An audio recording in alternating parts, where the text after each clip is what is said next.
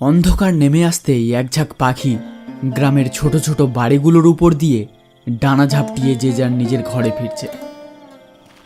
নবীন হালদার এক বাটি মুড়ি নিয়ে এগিয়ে যাচ্ছে নিজের বাড়ির উঠোনে বসা আড্ডাটার দিকে। প্রায় প্রত্যেক সন্ধ্যায় বসে এই আড্ডাটা। কাজের শেষে সবাই একসাথে বসে মুড়ি খেতে খেতে জমিয়ে আড্ডা দেয়। কি হে, কালীপদ দেখা পেলে নাকি কেউ? আরে তার আর খোঁজ কোথায়, সে তো বেমালুম উধাও। সে তো জানি, কিন্তু হঠাৎ করে কোথায় হারিয়ে গেল বলো তো ছেলেটা। আর হারিয়ে যাওয়ার আগে ওকে তেমন একটা দেখতেও পেতাম না। তোমরা কেউ দেখেছিলে নাকি ওকে? রতন একটু অন্যমনস্ক হয়ে কি একটা ভেবে নিয়ে বলে ওঠে, হ্যাঁ হ্যাঁ, আমি দেখেছিলাম। প্রায় সপ্তাহ দুয়েক আগে এই বনমালীদের সানের ঘাটে বসে থাকতে দেখেছিলাম আমি কালীপদকে।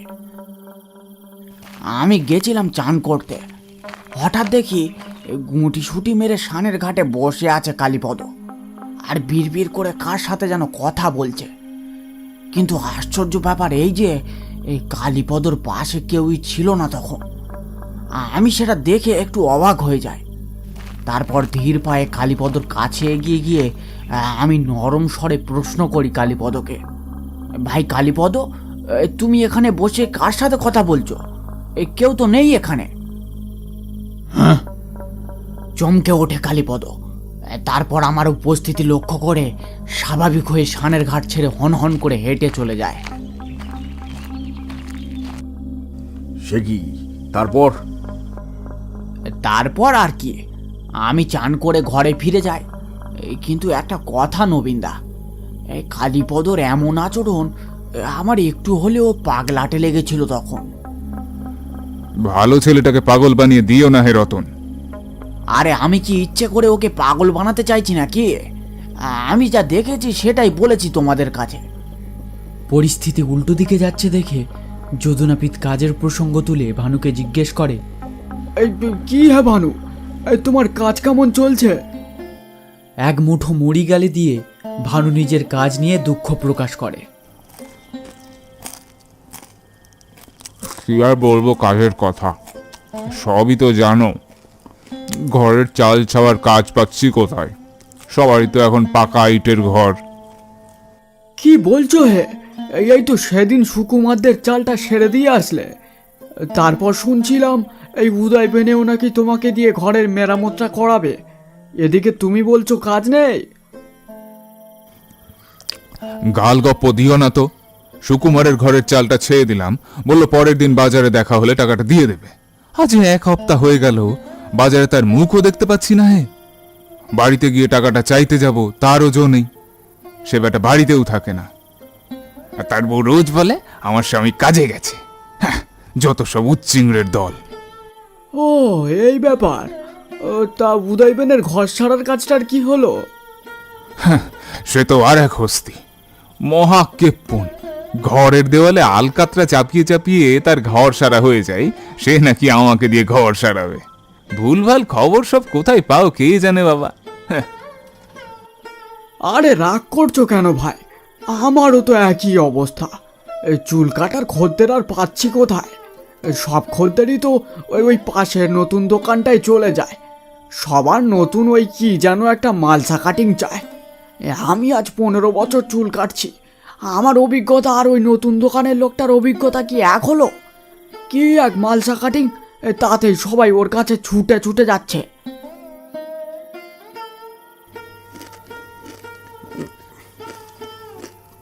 যা বলেছো ভাই, সব নতুন নতুন কায়দায় সব চুল কাটাই। হ্যাঁ, মাথার মাঝখানে মালসা আর দুধারে খোলসা। নাও নাও, মুড়ি খাও সব। মুড়ির সাথে বেশ জমে উঠতে শুরু করেছে আড্ডাটা। তার সাথে নবীন হালদারের ইয়ার্কি। ঠান্ডা শীতল বাতাস বইছে নবীন হালদারের উঠোনে। আড্ডার মাঝখানে বসানো লণ্ঠনের আলোটা কেঁপে কেঁপে জ্বলছে। এমন সময় একটা কালো মূর্তি ধীর পায়ে এগিয়ে যায় আড্ডাটার দিকে। ওদের সামনে গিয়ে স্থির হয়ে দাঁড়িয়ে যায় মূর্তিটা। লণ্ঠনের আলোয় দৃশ্যমান হয়ে ফুটে ওঠে আবছায়া মূর্তিটা। নবীন হালদার মূর্তিটার উপস্থিতি লক্ষ্য করে একটু চমকে ওঠে। কালী, তুই হঠাৎ কোত্থেকে এলি? কোথায় ছিলি এতদিন? স্থির হয়ে দাঁড়িয়ে থাকা লোকটা কোনো জবাব দেয় না। ততক্ষণে সবাই খেয়াল করে লোকটাকে। লোকটার কাঁধে একটা ঝোলা। সবাই তাকে দেখে চিনতে পেরে আকস্মিক ভয় পেয়ে যায়। হ্যাঁ, এই যে কালীপদ। কিন্তু এ কি হাল হয়েছে তার?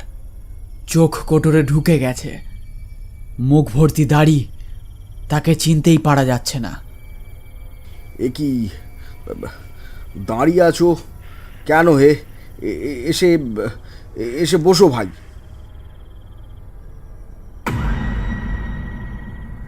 নবীন হালদারের উঠোনে তুলসী মঞ্চ করা আছে। আড্ডা শুরু হওয়ার আগেই নবীন হালদার সন্ধে দেওয়ার মন্ত্র গুনগুন করতে করতে সন্ধে দেয়। আজকেও সে সন্ধে দিতে ভোলেনি। গুনগুন করতে করতে সন্ধে দিয়েছিল সে। তুলসী মঞ্চের উপর প্রদীপটা মিটিমিটি জ্বলছিল।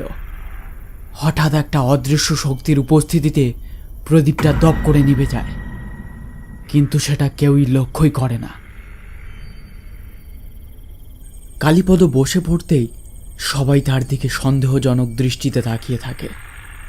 সে কি সত্যিই মানসিক ভারসাম্য হারিয়ে ফেলেছে?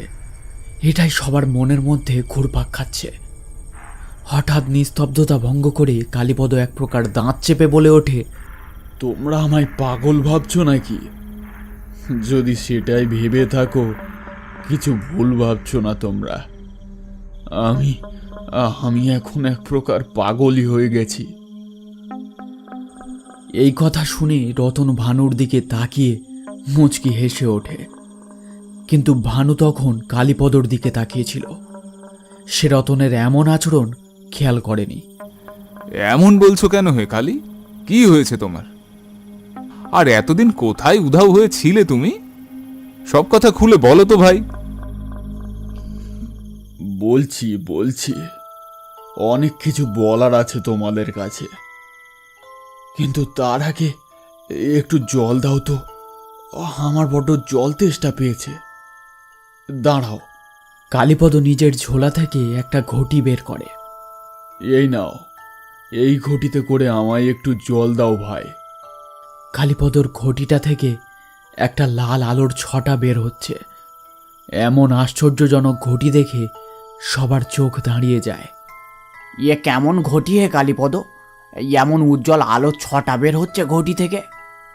ঘটিতে কি মন্তর করা আছে নাকি? বলছি, কিন্তু আগে আমায় একটু জল খাও ভায়া। তেষ্টায় গলা যে শুকিয়ে কাঠ হয়ে যাচ্ছে আমার। হ্যাঁ, দাঁড়াও ভাই, আমি এক্ষুনি দিচ্ছি। নবীন হালদার কালীপদর হাত থেকে ঘটিটা নিতেই কেমন যেন একটা ভার অনুভব করে নিজের পিঠে। সেই বিষয়টা নিয়ে অতটা মাথা ঘামায় না।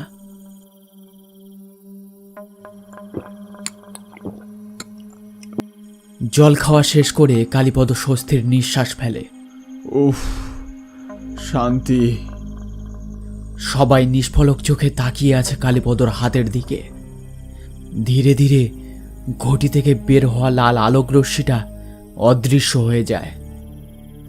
এ কি, ঘটির আলোটা মিলিয়ে গেল? কি হচ্ছে কিছুই তো বুঝতে পারছি না হে কালী। তুমি কিছু বলো। হ্যাঁ ভাই কালী, তুমি আর চুপ করে থেকো না। তোমার এমন হাল হলো কিভাবে? আর এ কেমন আশ্চর্য ঘটি? সব খুলে বলো তো ভাই আমাদের কাছে। কালীপদ ঘটিটা আড্ডার মাঝখানে রেখে হালকা স্বস্তির নিঃশ্বাস ছাড়ে। তারপর আবার দাঁত চেপে ধীর গলায় বলতে শুরু করে। দিন 15 আগের ঘটনা। সন্ধ্যের দিকে আমি বাড়ির দাবায় বসে হুঁকোতে তামাক খাচ্ছিলাম। মন মেজাজ তেমন ভালো ছিল না আমার। মহাজনের চড়া সুদের ধার বাকি। ধার শোধ না করলে বাড়ি দখল নেবে সে।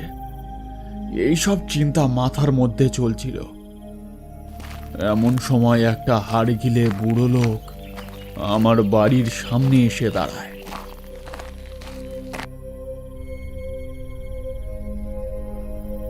লোকটার চোখের নিচে কালচিটে হয়েছিল, মাথার চুল পুরো সাদা, মুখে অনাহারের ছাপ।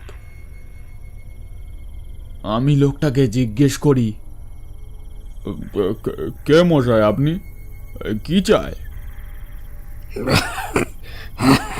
কিছু কিছু চাইয়ে বাবা, একটু একটু জল খাওয়াবে, তৃষ্ণায় গলা বুক শুকিয়ে যাচ্ছে আমার।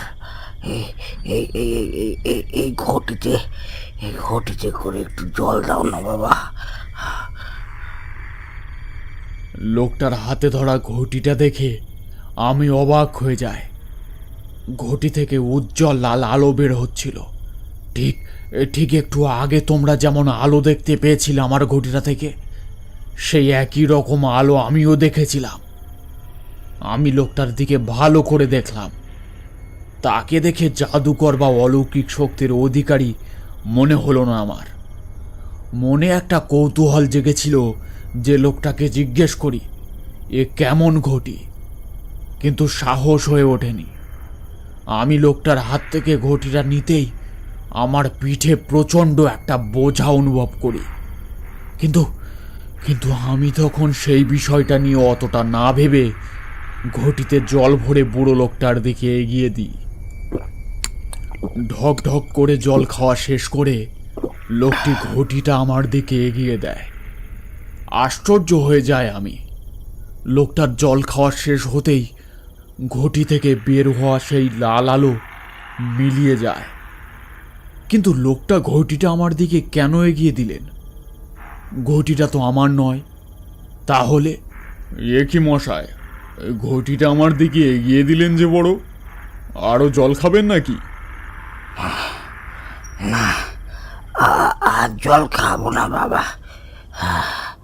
এই এই ঘটিটা এখন থেকে তোমার, তুমি এখন এই ঘটির মালিক। সে কি, আমি ঘটির মালিক হতে যাব কেন? এই ঘটিটা কি সোনার ঘটি নাকি যে আমায় দিয়ে দিচ্ছেন?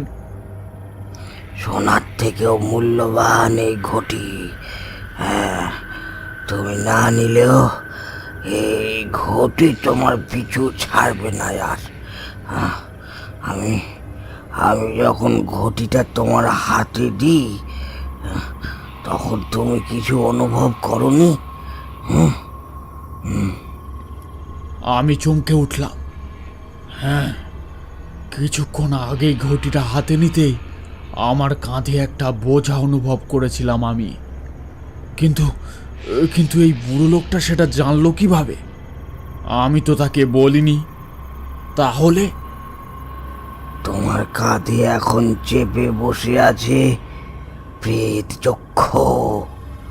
তুমি তাকে দেখতে পাবে, কিন্তু কিন্তু সে যখন চাইবে তখনই তুমি তার কাছে যা চাইবে তাই পাবে। কিন্তু ভালো কিছু পাবে না। সোনা দানা সম্পত্তি সে দেবে না। এখন থেকে তুমি যাকে মারতে চাইবে, হ্যাঁ, মারতে পারবে, শুধু শুধু উল্টে সে তোমার থেকে কেড়ে নেবে তোমার আয়ু। কি উল্টো পাল্টা বলছেন? ইয়ে কখনো হয় নাকি? আপনি কে বলুন তো মশাই? এই ভর সন্ধ্যেবেলা আমার বাড়িতে এসে মশকরা করছেন? মস্করা নয়, অভিশাপ। আমি যখন তোমার বাড়িতে এসেছিলাম তখন আমার কাঁধে চেপেছিল প্রেত চক্ষু, কিন্তু আমার ঘটিটা তুমি হাতে নিতেই সে তোমার ঘাড়ে চেপে বসেছে। এখন সে যতদিন চাইবে তোমার ঘাড়ে চেপে বসে থাকবে। তুমি কারোর ক্ষতি না চাইলেও সে তোমাকে কুমন্ত্রণা দেবে। তুমি খেতে, ঘুমোতে, শান্তিতে বসতেও পারবে না, যতক্ষণ না সে তোমার সম্পূর্ণ আয়ু না কেড়ে নেয়। হ্যাঁ, আর তুমি যতক্ষণ না এই ঘটি অন্য কাউকে স্থানান্তর করো, ততক্ষণ তোমার এই এই যজ্ঞের থেকে মুক্তি নেই, মুক্তি নেই, মুক্তি নেই। আমি মন্ত্রমুগ্ধের মতো তার কথা শুনছিলাম। এমন সময় আমার বাড়ির ভিতর থেকে খুটখাট কিছু পড়ার শব্দ পাই। আচম্বিতে আমার ঘাড় ঘুরে যায় লোকটার দিক থেকে। কানের কাছে একটা শব্দ শুনতে পাই। কেউ যেন গম্ভীর আর পেঁচানো গলায় আমার কানের কাছে এসে বলে গেল, বিড়াল বিড়াল, তোর রান্নাঘরে বিড়াল। ঘাড় ঘুরিয়ে সামনে তাকিয়ে দেখি কেউ নেই। লোকটা বেমালুম উধাও। মনে হলো এই ভর সন্ধেবেলা কি আমি দাঁড়িয়ে দাঁড়িয়ে স্বপ্ন দেখছিলাম নাকি? তবে কানের কাছে এখুনি কথাটা কে বলল, তড়িঘড়ি রান্নাঘরের দিকে গেলাম।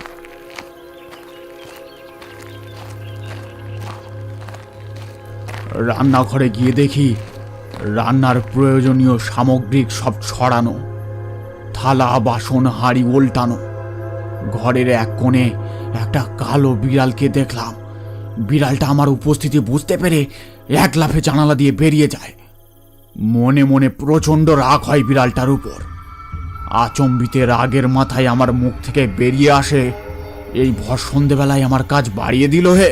ছে ছে ছে, কি অবস্থা করেছে বিড়ালের বাচ্চাটা! মরণ হয় না ব্যাটার, উদ্বাস্তু কোথাকার যত সব। হঠাৎ একটা চিৎকার। চিৎকারটা বিড়ালের ছিল। কি ভয়ানক সেই চিৎকার! আবার তড়িঘড়ি রান্নাঘর থেকে বাইরে উঠোনে গিয়ে দেখি সেই কালো বিড়ালটা উঠোনে মরে পড়ে আছে। দৃশ্যটা দেখে আমার সারা শরীর ঠান্ডা হয়ে যায়। তবে কি বুড়ো লোকটা যা বলছিল সব সত্যি? আমার জন্যই কি এই বিড়ালটার এমন অবস্থা হলো? কিন্তু আমি তো অনিচ্ছাকৃত বলে ফেলেছিলাম মরার কথাটা। এই সব ভেবে চলেছি, এমন সময় আমার কানের কাছে কেউ আবার গম্ভীর গলায় বলে উঠল, তোর ইচ্ছা পূরণ হয়েছে, এবার আমার পালা। এই সমস্ত কাণ্ডের মধ্যে আমি বেমালুম ভুলে গেছিলাম আমার কাঁধের উপরের ভারটা।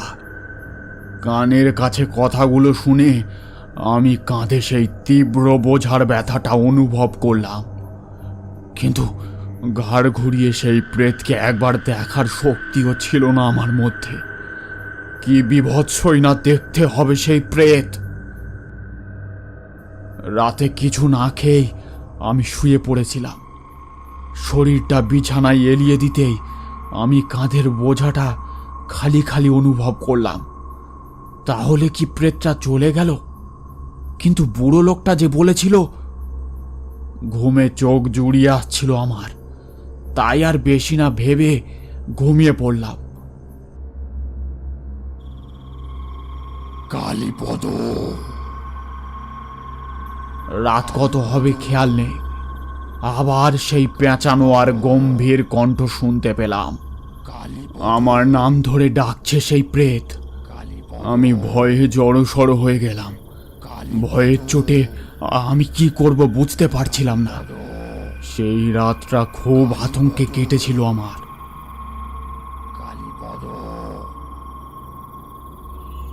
সকালবেলা আমি বাড়ির দাবায় বসে ভাবছিলাম এই প্রেতের হাত থেকে নিস্তার কিভাবে পাওয়া যায়। পিঠে সেই তীব্র বোঝাটা আবার অনুভব করছিলাম। বেশ কিছুক্ষণ বসেছিলাম দাবায়। এমন সময় মহাজন আমার বাড়ির সামনে এসে দাঁড়ায়। কি রে কালী, ব্যাপার কি তোর? কি মতলব এটেছিস? সুদ তো দূরের কথা, আসল টাকাটাও এখনো পেলাম না। আমি মরে গেলে তারপর দিবি নাকি? আমার মাথায় রাগ চেপে গেল। মনে মনে ভাবলাম, এই সুদখোর হতচ্ছাড়াটা মরতে পারে না, মরলেই বাঁচি। এমন সময় মহাজন কিছু বলতে যাচ্ছিল, কিন্তু হঠাৎ তাকে কেউ মাটি থেকে শূন্যে তুলে ধরে। যেন একটা অদৃশ্য শক্তি তার গলা ধরে তাকে চাকিয়ে তুলেছে শূন্যে। তারপর তাকে ছিটকে ফেলে দেয়। মহাজন গাছের গায়ে ধাক্কা খেয়ে ধপ করে মাটিতে পড়ে যায়। খানিকক্ষণ সব নিস্তব্ধ। আমি বুঝতে পারলাম ব্যাপারটা। পিঠের সেই তীব্র ভারটার সাথে কানের কাছে একটা ফিসফিসে হাসি শুনতে পারছিলাম আমি। মহাজনের দেহটাকে একটা বস্তায় ভরে বাড়ির দাবায় বসে অন্ধকারের অপেক্ষা করতে থাকি আমি।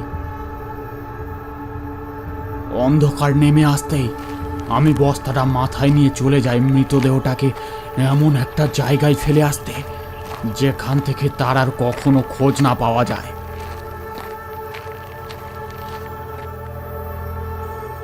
সকলে মন্ত্রমুগ্ধের মতো কালীপদর বলা ঘটনাগুলো শুনছিল, কিন্তু এই ঘটনাটা শুনে সবার গায়ে কাঁটা দিয়ে ওঠে। তার মানে এই তুমি মহাজনকে নিখোঁজ করেছ? সে করে করুকগে, মহাজন কি ভালো লোক ছিল নাকি? ব্যাটা সুদখোর বজ্জাত। তা যাকে, সে যা হয়েছে ভালো হয়েছে। কিন্তু তারপর কি হলো কালী? চুপ কেন হয়ে গেলে তুমি? তারপর কি ঘটলো সব বলো। তুমি কি তাহলে সেই প্রেতকে এখনো সচক্ষে দেখোনি? নবীন হালদারের পিঠের ব্যথাটা একটু একটু করে বাড়ছে, কিন্তু তার সেদিকে মাথা ব্যথাই নেই। সে গভীর আগ্রহে শুধু কালীপদর সাথে কি হয়েছে সেটা জানতে চায়। দেখার ইচ্ছে ছিল না, কিন্তু অজান্তেই দেখে ফেলেছিলাম সেই প্রেতের বীভৎস চেহারা। যখন আমি প্রেতের জ্বালায় অতিষ্ঠ হয়ে বাড়ি ছেড়েছিলাম প্রেতের হাত থেকে মুক্তি পাওয়ার জন্য, তখনই দেখেছিলাম আমি বাড়িতে ফেলে গেছিলাম ঘটিটা। কাঁধে একটা ঝোলা চাপিয়ে বেরিয়ে পড়েছিলাম। ভেবেছিলাম ভিক্ষে করে খাবো তাও ভালো, কিন্তু প্রেতের হাত থেকে রেহাই পেলে বেঁচে যাব। কিন্তু সেটা আমার ভুল ধারণা ছিল। যাযাবরের মতো এখানে ওখানে ঘুরেছি, ভিক্ষা করেছি। তারপর একদিন প্রচণ্ড ক্লান্তিতে একটা পুকুর ঘাটে বসেছিলাম। বসে বসে ভাবছিলাম এবার হয়তো মুক্তি পেলাম সেই প্রেতের হাত থেকে। এইসব ভাবছিলাম, এমন সময় হঠাৎ কানে একটা কণ্ঠ শুনতে পেলাম। জলের দিকে তাকিয়ে দেখতেই চমকে উঠলাম। জলের উপর দৃশ্যমান আমারই প্রতিচ্ছবি আমার সাথে কথা বলছে। কিরে কালীপদ, ভেবেছিস মুক্তি পেয়ে যাবি আমার থেকে? সেটা কখনোই হবে না। তোর মৃত্যু ঘনিয়ে এসেছে, তুই মরবি, কিন্তু তোর পিছু আমি ছাড়ব না। তোর আয়ু কেড়ে নিয়ে তোর আত্মাকে বন্দি করে রাখবো আমার ঘটিতে। তুই মরবি, তুই মরবি। আমি প্রেতের হাত থেকে মুক্তি পেয়ে গেছি। দেখ, আমার কাছে ঘটি নেই, আমি ঘটি ফেলে এসেছি। কথাটা বলতে বলতে হঠাৎই আমার খেয়াল হলো আমি কাকে মরতে বললাম। জলের উপর তো আমারই প্রতিচ্ছবি ফুটে আছে। ভয়ে গায়ে কাঁটা দিয়ে উঠলো আমার। উত্তেজনার বশে আমি কি বলে ফেললাম। জলের উপরে থাকা আমার প্রতিচ্ছবিটা ধীরে ধীরে মিলিয়ে যেতে শুরু করে, আর ফুটে ওঠে এক বীভৎসরূপী প্রেতের প্রতিচ্ছবি। কি বীভৎস তার মুখ, মাথার চুল পুরো সাদা। প্রেতটা ব্যঙ্গ করে আমাকেই উদ্দেশ্য করে গম্ভীর কণ্ঠে এসে চলেছে। এমন সময় আমার মুখের উপর একটা লাল আলোর ছটা এসে পড়ে।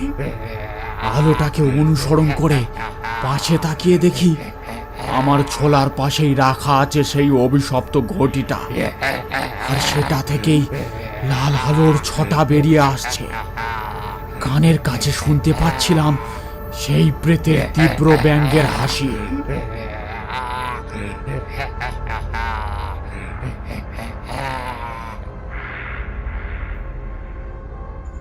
নবীন হালদার সহ বাকি সবাই একেবারে নিস্তব্ধ। কারোর মুখে কোনো কথা নেই কিছুক্ষণ। নবীন হালদার নিস্তব্ধতা ভঙ্গ করে বলে ওঠে, তারপর আমি যখন তোমার বাড়িতে প্রবেশ করি তখনও আমার পিঠে চেপেছিল সেই প্রেত।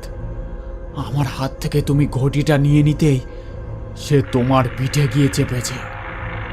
আমার কিছু করার ছিল না। মরার পরেও সে আমার আত্মাকে নিজের বশে করে রেখেছিল আর নির্দেশ করেছিল তোমার বাড়িতেই আসতে, নইলে আমি মুক্তি পাবো না। শেষে উপায় না খুঁজে পেয়ে এই কাজটা করতে হলো আমার। ক্ষমা করো নবীনদা, ক্ষমা করো আমায়। শয়তান!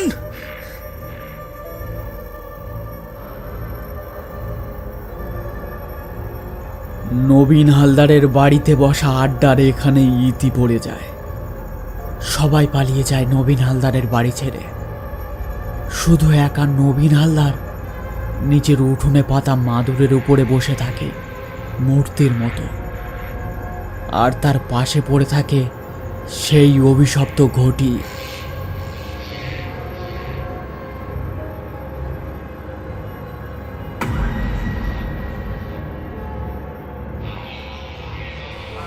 মশাই, অনেক দূর থেকে আসছি। তেষ্টায় গলাটা শুকিয়ে গেছে। একটু জল খাওয়াতে পারবেন?